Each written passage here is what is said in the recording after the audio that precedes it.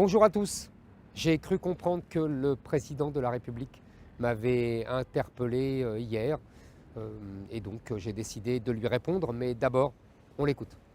La cité ne s'est jamais bâtie sur le rétrécissement, ni à des prénoms, ni à des formes de crispation. La France a toujours écrit sa propre histoire mondiale. Elle s'est toujours pensée universellement parce qu'elle s'est toujours pensée par des institutions qui dépassaient le simple hexagone et par une langue qu'elle a toujours fait voyager et dont l'épicentre aujourd'hui n'est plus sur ces rives de Seine, mais sans doute bien davantage vers le bassin du fleuve Congo. Vous voyez, rien d'original là-dedans.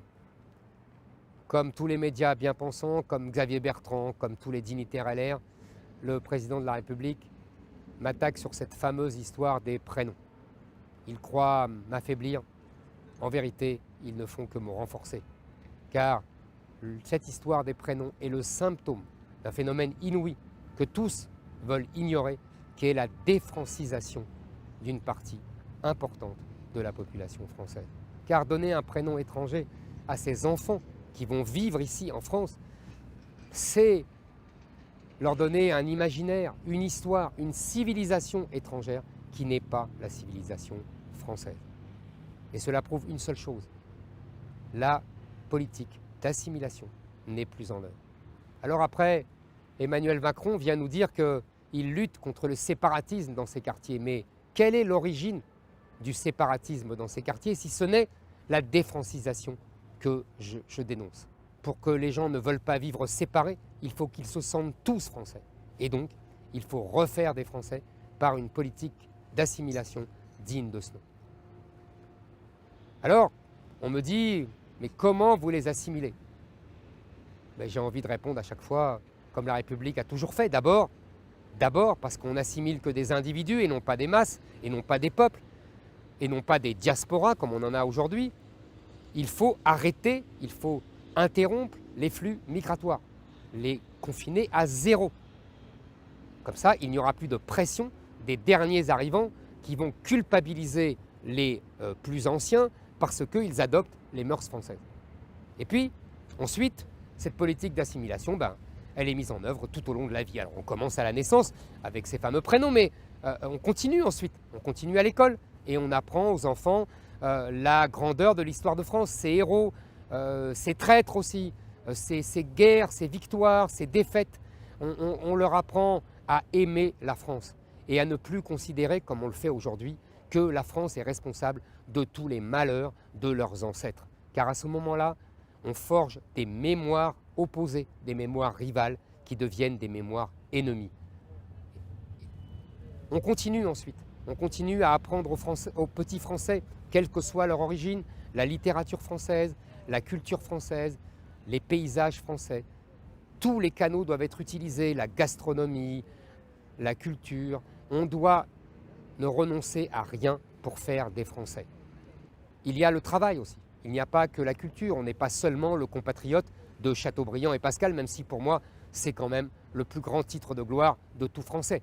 Il y a aussi le travail. Les ouvriers ont été pendant longtemps les vecteurs essentiels de l'assimilation. Ils enseignaient à leurs collègues italiens, espagnols, les mœurs à la française, les coutumes françaises. Ça ne se fait pas. Et puis ça se fait. Il faut que, de nouveau, les ouvriers français retrouvent ce rôle éminent. Enfin, pour cela, il faudrait retrouver des usines. On peut continuer cette politique d'assimilation, tout simplement dans la rue, par les mœurs françaises. On connaît le vieil adage « à Rome, fais comme les Romains ». Eh bien, à Paris, fais comme les Parisiens. À Troyes, fais comme les Troyens. En France, fais comme les Français. On ne s'habille pas avec des vêtements qui datent du 7e siècle en Arabie Saoudite. On ne met pas de burkini, on ne met pas de djellaba, on ne met pas de voile en France. On n'interdit pas l'entrée des femmes dans les cafés. On ne met pas des enseignes en arabe. Non, on ne fait pas tout ça. On vit à la française.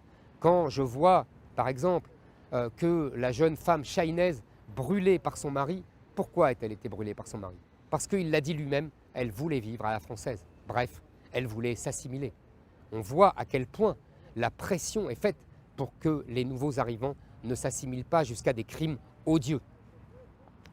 Et puis, il faudra aussi contenir la pression des anciens États, de ces ressortissants, qui font pression sur eux avec l'argent qu'ils délivrent, qu'ils donnent à la mosquée, aux associations, etc. Il faudra couper tous ces financements. Vous voyez, tout cela n'est pas neuf, tout cela n'est guère révolutionnaire, simplement tout cela a été abandonné. Abandonné par qui? Par toutes nos élites depuis 40 ans, dont Emmanuel Macron est le dernier représentant. En fait, ils ont inventé des mots pour remplacer l'assimilation à laquelle ils avaient renoncé. Ils ont pris tous ces mots uniquement parce qu'ils ont renoncé à l'assimilation. Ils ont renoncé à faire des Français. Moi, je n'ai pas renoncé, je n'ai pas envie de faire des créoles. Je veux simplement faire des Français. Et puis, vous avez vu, il ne fait pas que m'attaquer sur les prénoms. Il donne aussi son contenu à sa conception de la France. Et là, ça devient très intéressant parce que fait-il? Il reprend les mots habituels de la bien-pensance, les mots qui datent des années 80. Ce qui est étonnant pour un homme né en 1978. En vérité, il reprend les mêmes items, il reprend les mêmes lieux communs. Il associe identité à crispation, à retrécissement. Il dit que ceux qui défendent l'identité française ont une conception retrécie de cette identité française. Sans doute aurait-il dit qu'en 1942, les résistants étaient un tantinet crispé. Sans doute aurait-il dit que pendant la guerre de 100 ans, Jeanne d'Arc avait une conception un brin étriquée de l'identité française. L'universalisme français dont il parle est directement venu en droite ligne de l'universalisme chrétien. Il n'est plus français quand il se met au service de l'universalisme islamique. Les institutions qui dépassent l'hexagone, comme il dit par une périphrase obscure. De quoi veut parler Emmanuel Macron? Tout simplement de l'Empire français, de cette fameuse colonisation dont il disait naguère qu'elle était un crime contre l'humanité et dont maintenant il part de tous les plus beaux atours.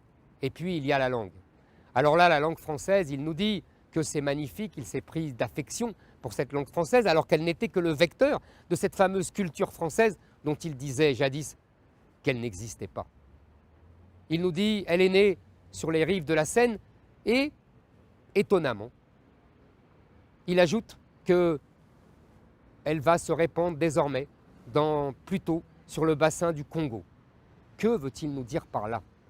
Il veut nous dire que la langue française n'appartient plus aux Français, qu'elle n'est plus originellement d'ici. C'est-à-dire que ce n'est plus les Français qui ont la main mise sur la langue française. Une fois de plus, il fait une erreur historique. C'est-à-dire qu'il ne voit pas que la francophonie, puisque c'est de cela dont il parle, nos liens avec nos anciennes colonies par l'intermédiaire de la langue française, était un moyen de pérenniser et de renforcer l'influence française dans le monde. Mais elle n'est pas un moyen d'affaiblir cette influence française. Elle n'est pas un moyen d'asservir cette influence française. Emmanuel Macron est président de la République française. Mais on a l'impression que ce costume ne lui sied guère. Il voudrait être autre chose. Que sais-je, président de l'Europe, président de l'Afrique. Il passe son temps à chercher un autre rôle que président de la République française. Mais la France n'a pas vocation à être dissoute, comme il le croit, ni dans l'Europe, ni dans l'Afrique. La France a vocation à rester la France. Et c'est cette France-là, française, qui n'a pas dit son dernier mot.